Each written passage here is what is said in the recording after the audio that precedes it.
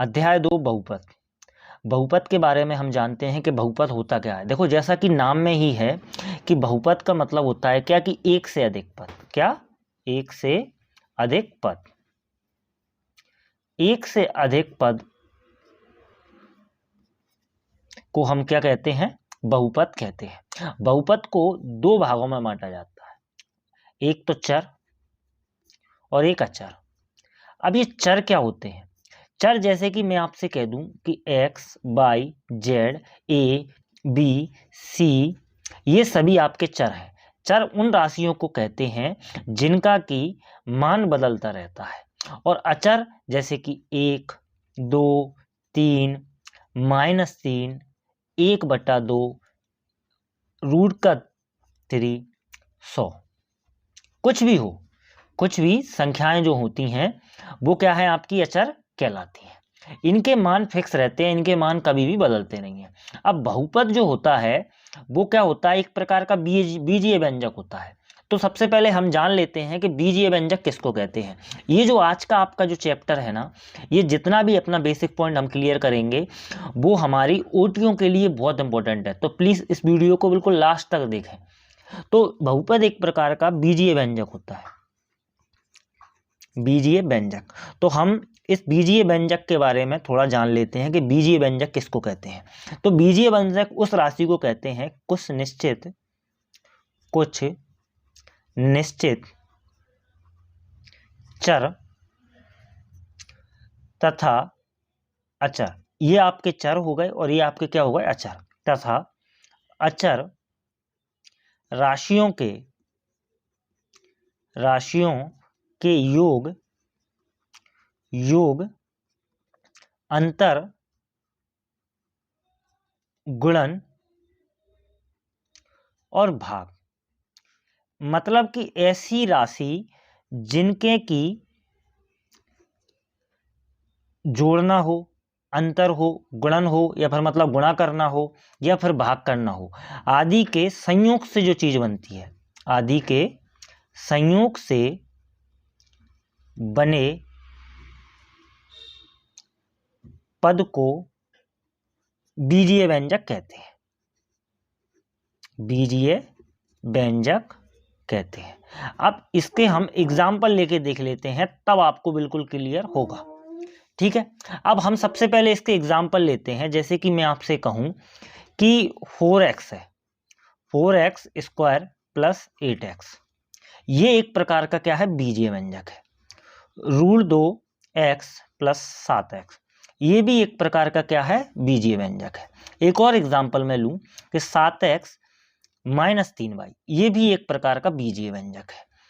8y है, 2x है, ये सभी एक प्रकार के बीजीय व्यंजक होते हैं।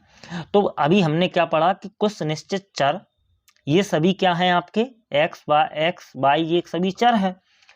ठीक है, और उसके बाद क्या बोला कि अचर राशियों के योग, अंतर, गुणन और भाग आदि के संयोग से बने पदों को बीजीय व्यंजक कहते हैं। अब इतना आपका क्लियर हो चुका है। अब हम देखते हैं कि जो बहुपद के बारे में, जैसा कि हमारा जो चैप्टर है इसमें क्या है, इस सभी चीजों को डेफिनेशन या फिर एग्जाम्पल लेने से आपकी जितनी भी ओटी है ना वो बिल्कुल क्लियर हो जाएंगी, कभी आपकी ओटी गलत नहीं होगी। अब बहुपद क्या है? एक प्रकार का बीजीय व्यंजक है। क्या है? एक प्रकार का बीजीय व्यंजक। तो ऐसे बीजीय व्यंजक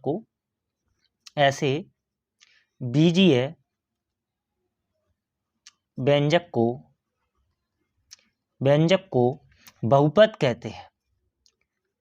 इसकी कंडीशन है, इसकी मुख्य 3 कंडीशन है, कहते हैं इसकी 3 कंडीशन है। जैसे कि मैं आपसे कहूं कि जो चर राशि हो, क्या? चर राशि, ये चर राशि की घात धनात्मक पूर्णांक हो, धनात्मक पूर्णांक हो। अब धनात्मक पूर्णांक हो कैसे? कि इसका मतलब क्या हुआ कि ऐसे x⁻², x⁻1, ये सभी क्या है? एक धनात्मक पूर्णांक है। तो चर राशि की घात कैसी हो आपकी, एक धनात्मक पूर्णांक हो, धन में होनी चाहिए, माइनस की नहीं होनी चाहिए। अब दूसरा पॉइंट अगर हम लिखेंगे तो क्या कह रहा है कि पदों की संख्या निश्चित हो। क्या हो, निश्चित हो। 2 पद हो, 3 पद हो, 1 पद हो, ये सभी क्या है, निश्चित होने चाहिए पदों की संख्या। और तीसरा और सबसे महत्वपूर्ण पॉइंट कि प्रत्येक जो पद है, प्रत्येक पद में चर राशि का गुणांक एक वास्तविक संख्या हो। चर राशि का गुणांक एक वास्तविक संख्या होनी चाहिए, काल्पनिक नहीं। अब वास्तविक और काल्पनिक यानी कि यदि मैं आपसे कहूं कि √2, √3, ये सभी क्या है, ये काल्पनिक संख्या होती है। काल्पनिक संख्या कौन सी होती है, ऐसे मैं कहूँ आपसे कि √2 है, उसके बाद बात करूँ √3 है, ये सभी आपके 11th में पढ़े हुए आप इसके बारे में, ठीक है। तो क्या है, √2 है, √3 है, ये सभी क्या है, एक काल्पनिक संख्या है, ठीक है। इनको हमने काल्पनिक संख्या माना गया है। अब इसमें हम देखते हैं एग्जाम्पल लेने से क्या है, आपको बिल्कुल क्लियर समझ में आएगा। ऐसे मैं आपसे कह दूं कि x की घात 2 + 8x। अब इसमें क्या है, क्या बोला है, धनात्मक पूर्णांक हो। देखो आप कि इसमें घात 2 है, इसमें घात 1 है, इसमें धनात्मक पूर्णांक है, और पदों की संख्या कितनी है, 2, तो पदों की संख्या भी निश्चित है। अब दूसरा एग्जाम्पल हम लेते हैं, x की घात 2 - 1/x। तीसरा एग्जाम्पल लेते हैं 5x की घात 2 - x + 7।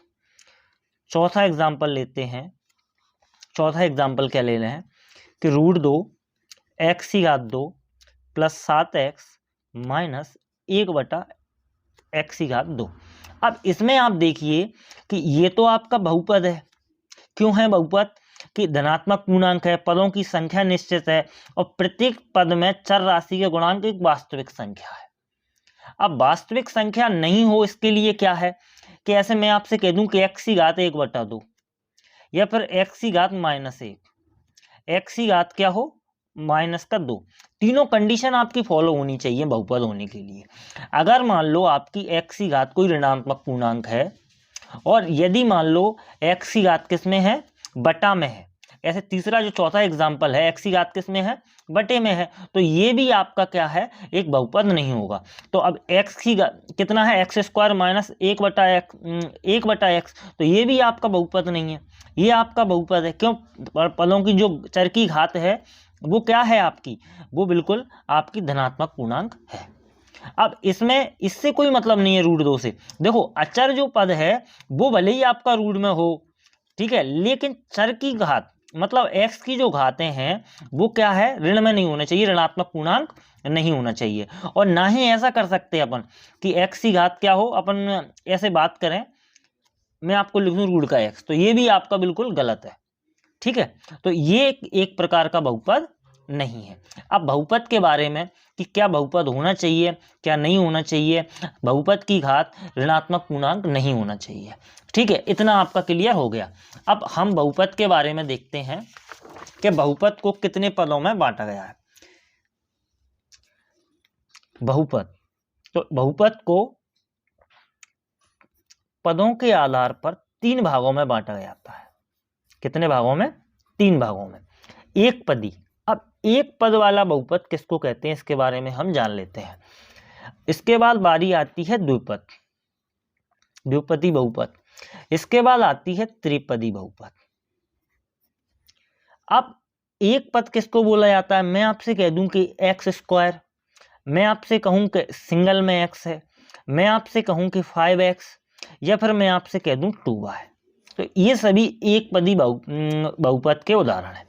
अब एक ही पद है इन सभी में, मैं आपसे कहूं कि x² + x, इसमें क्या है, 2 पद है। और एक और मैं एग्जांपल लूं 2x² - x। एक और एग्जांपल ले लेते हैं 5x + 7। ये सभी में क्या है, 2 पद है। अब त्रिपदी किसको बोला जाता है उसको हम देखते हैं। त्रिपदी यानी कि जिसमें 3 पद हों, 3x की घात 3, प्लस एक्स प्लस 9। इसमें क्या है, आपके 3 पद है, तो इसको आपको त्रिपदी बहुपद बोला जाएगा। अब इसके बाद हम देख लेते हैं कि बहुपद में के प्रकारों के बारे में देख लेते हैं। देखो, सबसे पहले बहुपद का प्रकार आता है शून्य, मतलब चर की घात, चर यानी कि एक्स की, वाई की, जेड की, चर की घात शून्य होता है, उसको शून्य बहुपद बोला जाता है। एग्जाम्पल की अगर मैं आपको बात करूं कि -7 है, +6 है, 1/2 है, ये सभी आपके क्या है, शून्य बहुपद है, क्योंकि इनमें ना ही तो x है, ना y है, ना z है, इनमें किसी भी x y z पे कोई घात नहीं है, इनमें x y z नहीं है। अब शून्य किसको बोला जाता है, इसको हम थोड़ा सा डिस्कस कर लेते हैं। शून्यकों के बारे में हम प्रश्नावली 2.1 में डिटेल से जानेंगे। जैसे कि मैं आपसे कहूं कि px कोई बहुपद है, px बराबर क्या है, x + 7। शून्यक वह संख्या होती है जो पूरे बहुपद को 0 बना देती है। क्या बना देती है, 0। अब आप एक बात बताओ, ये 0 कब होगा, मतलब x की जगह हम ऐसा क्या मान पुट करें कि पूरा बहुपद 0 हो जाए। अब आप एक बात बताइए, +7 है, तो यदि हम यहाँ पे -7 को यदि पुट कर दें तो ये पूरा बहुपद कैसा हो जाएगा, 0। यानी कि इस जो बहुपद का शून्यक कितना है, -7 है। कितना है, x की जगह कितना है, -7 इसका शून्यक है। तो ये होता है शून्यक। इसके बारे में हम 2.2 में बहुत डिटेल से जानेंगे। अब शून्य बहुपद हो गया कि चर की घात क्या हो, शून्य हो, वो आपका शून्य बहुपद कहलाता है। उसके बाद बात आती है रैखिक बहुपद की। किसकी, रैखिक बहुपद की। अब रैखिक बहुपद किसको बोला जाता है, चर की घात, ऐसे बहुपद जिसकी चर की घात कितना हो, 1 हो। एक घात जिस चर की होगी उन बहुपदों को हम रैखिक बहुपद कहेंगे। एग्जाम्पल की अगर मैं आप बात करूं, क्या है, एग्जाम्पल लेने से पूरा बिल्कुल क्लियर हो जाता है। जैसे कि मैं आपसे कहूं कि 2x - 3, ये एक प्रकार का रैखिक बहुपद है। मैं आपसे कहूं कि √3x + 5, ये भी एक प्रकार का, क्या, चर की घात कितनी है, 1 है, रैखिक बहुपद है।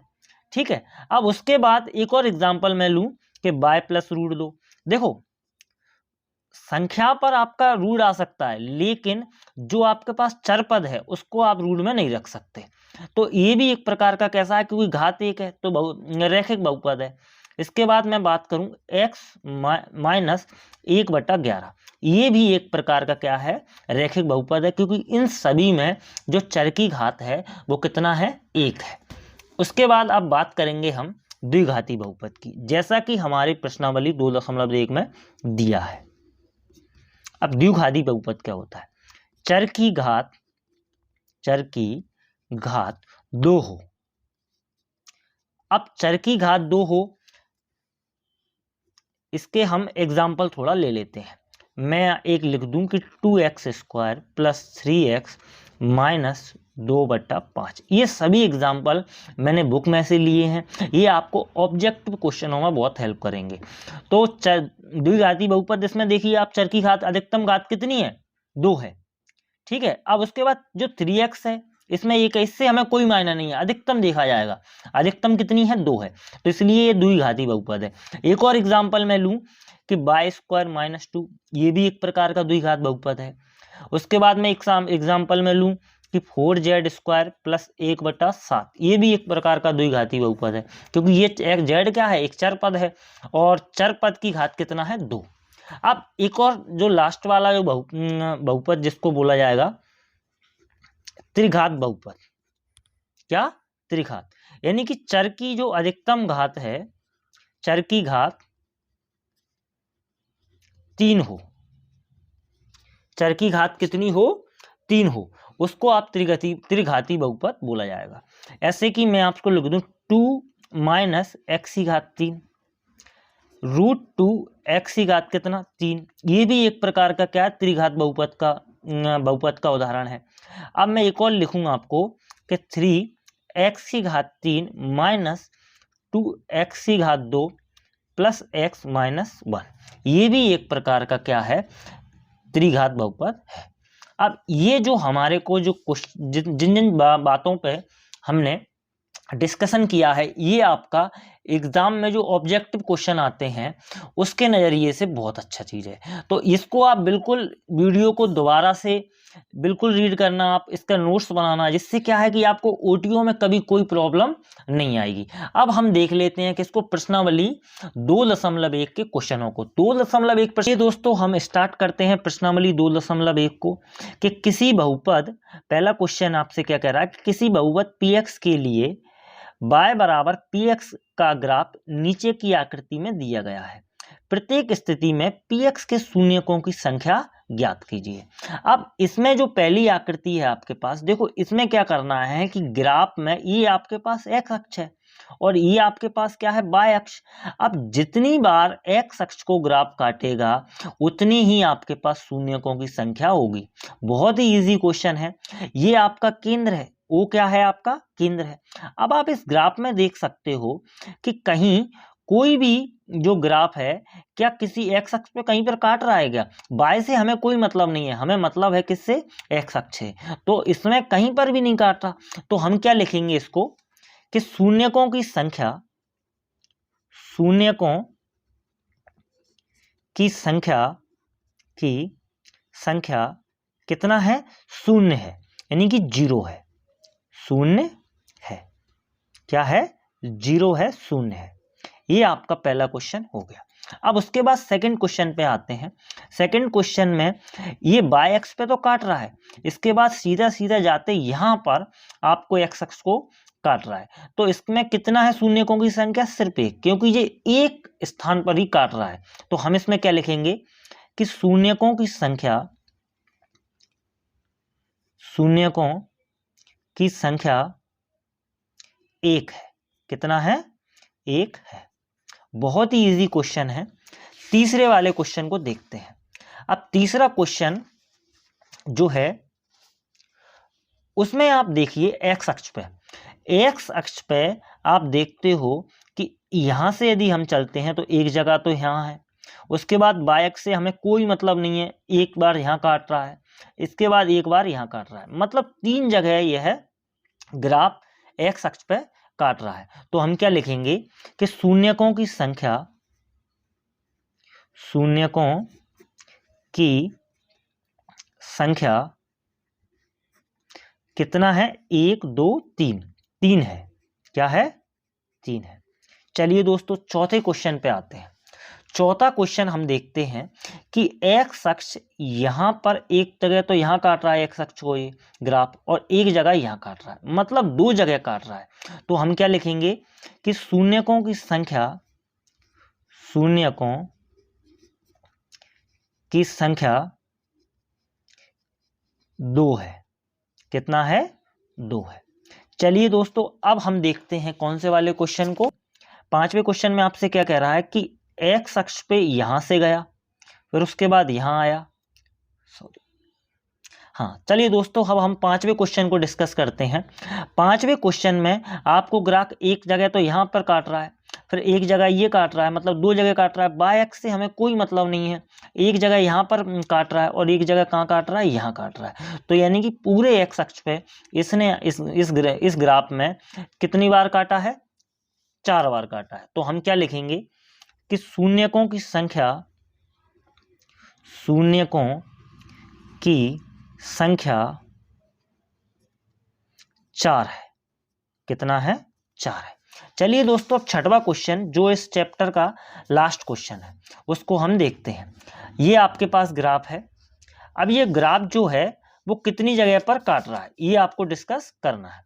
अब देखो एक्स अक्ष पर यहां से यदि हम चलें तो एक जगह तो यहाँ पर है, फिर उसके बाद एक यहाँ पर काट रहा है एक्स अक्ष पे, और एक यहाँ पर काट रहा है। ये बाय अक्ष से हमें, मैं अभी भी बताता हूँ कि इससे कोई मतलब नहीं है, हमें सिर्फ एक्स अक्ष को देखना है।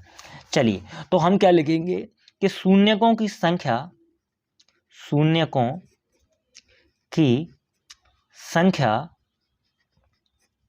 कितना है, 1 2 3, 3 है। ये आपके सभी क्वेश्चन सॉल्व हो चुके हैं दोस्तों। हमारे वीडियो को लाइक करें, शेयर करें और सब्सक्राइब करें, जिससे कि क्या है हमें मोटिवेशन मिलता रहे और हम आपको अच्छे अच्छे वीडियो लाते रहें।